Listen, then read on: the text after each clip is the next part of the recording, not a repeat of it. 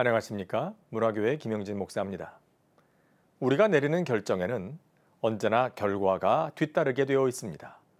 그러므로 무엇인가를 결정한다는 것은 신중해야 하는 일임에 틀림이 없습니다. 특히 그리스도인들의 결정에는 하나님의 뜻이기를 바라는 간절한 소원이 있습니다.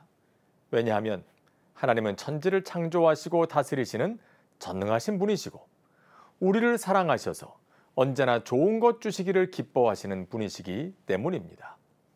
그래서 그분의 뜻대로 이루어지는 것이 가장 좋은 결과를 가져오게 됨을 알고 있기 때문입니다. 에스더의 이야기는 지혜로운 결정을 위한 몇 가지 믿음의 법칙을 우리에게 가르쳐 줍니다. 그 첫 번째는 기도로 하나님께 물으라는 것이었습니다.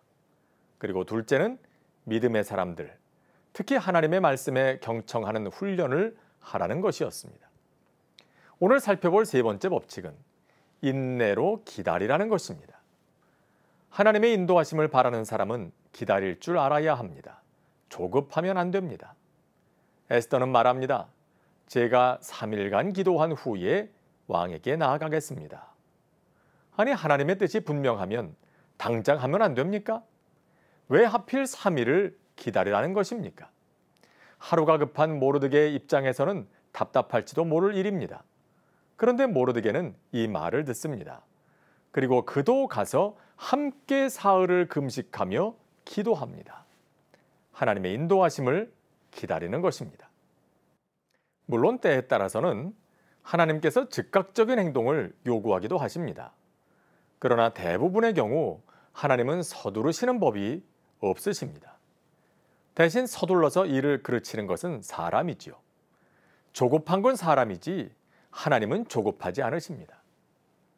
얼마 전에 찰턴 헤스턴 주연의 영화 10개를 다시 볼 일이 있었습니다. 기술적으로는 요즘 영화에 비할 바가 못 되지만 역시 언제 보아도 감동이 되는 영화입니다. 그런데 뒷부분에 이런 장면이 있습니다. 모세가 십계명을 받기 위해서 산에 올랐습니다. 그런데 40일이 다 돼서도 하나님께서 응답하시지 않습니다. 침묵하십니다. 답답해진 모세가 소리를 지릅니다. 하나님께서 이 산에서 저와 만나기로 하지 않으셨습니까? 법을 주시겠다고 하지 않으셨습니까? 이 많은 백성들을 끌고 여기까지 왔는데 왜 침묵하시는 것입니까?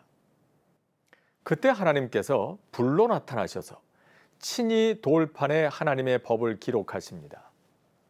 그런데 산 밑에서는 모세를 기다리다 지친 사람들이 금송아지 우상을 만들어 놓고 굿판을 벌입니다.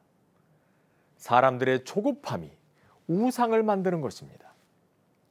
그리고 하나님께서 땅을 갈라 우상을 만들고 반역을 일으킨 무리들을 삼켜버리십니다.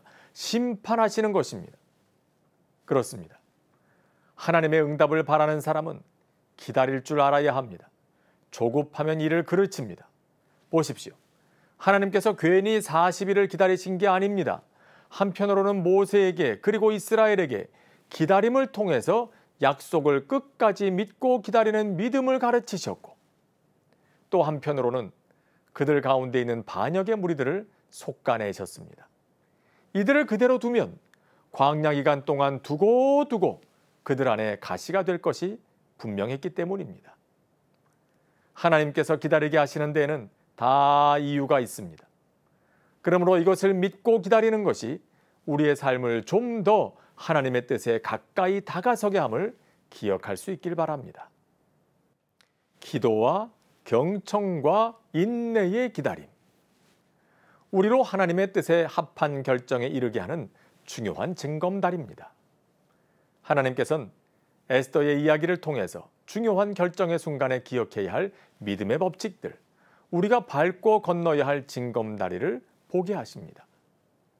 에스더가 이런 모습으로 이스라엘을 향한 하나님의 위대한 뜻을 이루는 삶을 살았던 것처럼 우리 모두의 삶에서도 중요한 결정의 순간마다 하나님의 구체적인 인도하심을 경험하게 되기를 축원합니다.